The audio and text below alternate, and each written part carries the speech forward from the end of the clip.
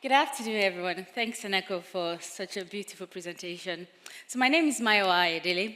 I manage the team of solutions architects across EMEA. Today, I'm going to talk to you about quantum fit, from technology to real-world impact. So I sit within the professional services team. So I'm going to walk you through our process. When it comes to analyzing whether a particular problem is a fit, we have our process, and you must have seen this slide before during Alan's presentation. We have both annealing and quantum gate. And Andrea is going to talk to you more about quantum gate. You must have also seen this slide during Trevor's presentation, where it talks about our hybrid architecture. So we're combining classical and quantum. Stride Solver is our most recently developed quantum hybrid solver. And this is a solver we're currently using for most of our custom applications, for instance, BSF. The first main concept within the hybrid solver is quantum annealing. And quantum annealing is peculiar to deal with. In addition to quantum annealing, on the far right, we have mixed integer linear programming. This is a very common concept for most classical commercial solver.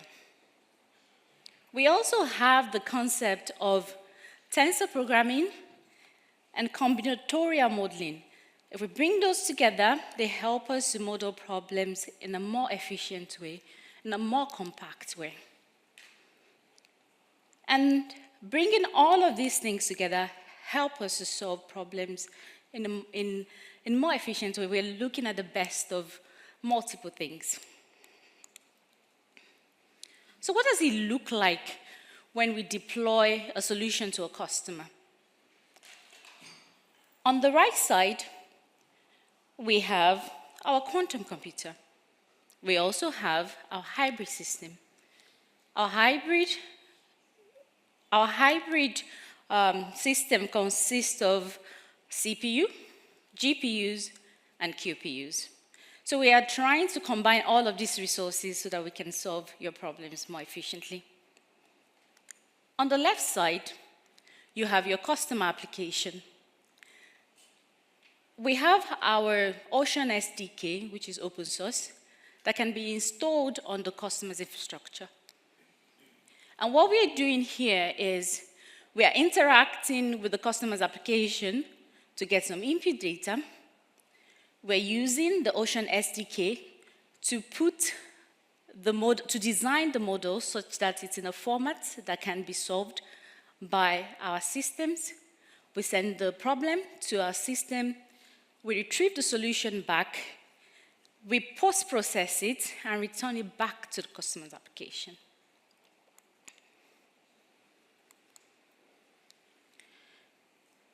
So both within professional services and our DIY clients, we've worked on over 55 projects across many different industries. We've had lots of applications in the manufacturing sector, like BSF, or like Ford Otosan. We have defense, energy, etc., and even pharmaceutical. When we interact with our customers, someone had a question around return on investment. That's a question we get often. People want to be able to make better decisions and/or solve their problems in a much shorter time. We want to ensure that we're able to measure the impact on the business. And also, you want to make more informed, data-driven decisions. So you're looking at multiple scenarios, and you're trying to see how this can help your business. If I were to categorize the keys to success under three main headings, the first one would be use case selection. As much as we want quantum to be able to solve everything, We can't solve everything. The second one is the right formulation, and the third one is customer engagement. And I'll talk about each one of them in more detail. So the first one, while quantum is still at the early stage, we know it can solve some things. There are certain things we're still hoping it can solve. But the two main areas where we've seen success is AI and simulation, as well as optimization. If we take the first one, we saw during the keynote today, we talked about the projects we did with Shonogi. This is a drug discovery problem. We've also talked about the work we've done to show quantum supremacy, where we've been able to demonstrate that solutions that would have taken nearly 1 million years could be done in just a matter of minutes. Optimization. Optimization is particularly interesting because most businesses experience some form of optimization problem. One example would be production scheduling. Say we want to manufacture vehicles. We want to assign start and finish times to the operation, the task we need to do. We also have rules to follow.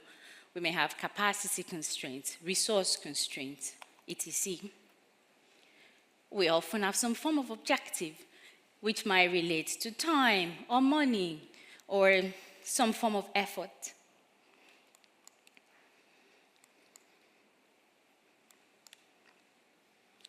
So, again, within optimization problems, there are certain problems we feel like classical could still solve this very well. So, when it comes to problems we expect quantum to be better at, we are talking about 3 things. We're talking about problems that are complex, problems that are large, problems that have discrete decisions. And if we start with the first one, how do we define a complex problem? We see there are different ways in which you can think about complexity. An example would be what we see a lot in manufacturing. Say you are producing medicines. Different medicines have different steps. Some need to be put in capsules, others need to be coated. You have some shared resources. So you're trying as much as possible to reduce the bottleneck on those shared resources. And you have to respect the precedence constraints, and the start times of one particular activity depends on the finish time of another. So this can be quite complex. Now combine that with something that is also large. Say you have a group of customers. You want to decide what offers do I assign to the customers. And you have to also do this across certain time periods. The search space can grow very, very quickly. Now, when we talk about discrete problem, there are two ways we can think about it. There are problems that are naturally discrete, which we really love. We're talking about, we're assigning a staff to a job, we are doing a routine problem, we are answering a yes or no. There are also other areas where we can think about sensible ways to discretize the problem. Maybe you are talking about money, but maybe going 0.0001 is not important for that problem. So we can discretize in a sensible way. Data. Anyway, everybody knows this. The fact that there's hardly anything we can do if we don't have data that is clean, data that is current, one that can represent what we expect to see in the future. Because if we build a model that is not representative of what we expect to see in the future, it might not work. Again, this goes back to value. So we're thinking of committing to a quantum solution. The question is, if I put this much money in creating that solution, am I going to get a higher return? Is it worth it? So these are the kind of questions we ask to be able to ensure that we are creating a solution that is truly valuable for the customer. And someone asked me over lunch and said, do you actually say no to any use case? We actually do, because we want you to succeed, and when you succeed, we succeed. So we want to target use cases where we are confident we're going to be able to excel. The second one is the right formulation. Many optimization experts know that there are many ways you can solve an optimization problem. You can solve the same problem using binary variables, integer variables, combinatorial variables, and there's an effect depending on what you choose. So, what we try to do within professional services is we understand the strengths of our solver. We then try as much as possible to capture the customer's problem correctly. So we try to then find the formulation that both leverages the strengths of our solver as well as captures the customer's problem. And that is where we get the kind of results we're looking for.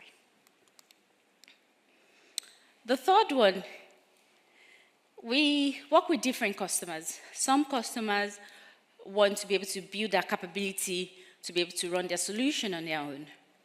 Some other customers are like, we're so busy, we want you to run all of our applications by ourselves. But we try our best to ensure that we keep our customers engaged, we explain the process, we explain what we're doing, we explain the challenges, we walk them through the process of getting to that solution so that when they want, if they choose to do it on their own, they feel like they have the capability to do it on their own. Similar to the presentation that BASF had, where BASF presented the problem definition. Our clients are the experts. They know the problem more than we would ever be able to know the problem, so we rely on them to explain the problem to us. They also know what success will look like within the context of their own business. They know the business rules. From our own perspective, we understand how to solve problems in general. We understand the strengths of our technology. We understand how to leverage all the different technologies that we have. So we work together, and that creates a good solution for the client. And when we talk about capability building, we are, as part of professional services work, we offer an opportunity to go on a training course as part of the contract. We take you through what our solvers are, our quantum annealing, our hybrid solver, so you understand the context when we then have these meetings where we are discussing about formulation. We help the client to develop formulation skills such that if they so choose, they can operate independently. So what is the process of going from we meet a customer for the first time to when you then go to production? We start with discovery. It's hard sometimes to be able to say, this is something we're going to be good at, or this is something we're definitely not going to be good at. So we ask you questions. What is it about this problem? What are the decisions you need to make? What are the rules we must follow? What's the objective? And once we determine it's a good fit, we take you on the journey of proof of technology, to proof of concept, to pilot, and to production. And each phase answers different questions. And we have validation points each time that allows the stakeholders to be able to make decisions. The POT phase is really, is this possible? We think it's possible. We're going to try it on a simplified example. We're going to take one example, and we're going to create a solution very quickly so that you can see whether it's worth proceeding. Once we go through the first validation gate, we move to a proof of concept, where We're then looking at more examples. We're looking at all the edge cases, and we are able to create a solution that captures all of the scenarios. At that point, we're ready for pilot. Can we deploy it in a real-world environment so that we can also monitor that everything works right before we move to production? Father to son is one of the use cases where this was when in the days of CQM, where they were looking to schedule vehicles, and it took them 30 minutes to be able to schedule 1,000 vehicles.